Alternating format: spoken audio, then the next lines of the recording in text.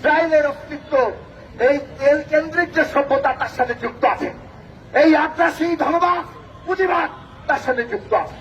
তার বিরোধিতা করে দেশে দেশে যখন সংগ্রাম হবে, সত্যিকার অর্থে মানুষের মর্যাদার রাষ্ট্র প্রতিষ্ঠা হবে, তখনই কেবল ইসরায়েলের শক্তি কমে আসবে।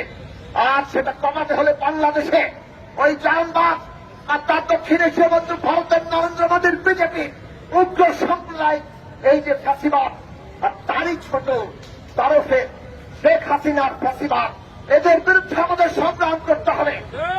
এই সংগ্রাম এমন ভাবে করতে হবে যাতে আমরা জায়নবাদের ফাঁদে না পড়ি। জায়নবাদের পাল্টা জায়নবাদ দিয়ে, পাল্টা সাম্প্রদায়িকতা দিয়ে তাকে আমরা লড়াই করতে পারবো না। আমাদের দরকার পৃথিবীর সকল মানুষের, সকল মাতৃকাকে তাদের স্বাধীনতা, তার বেঁচে থাকার অধিকার, তার মর্যাদা প্রতিষ্ঠার সংগ্রাম করা।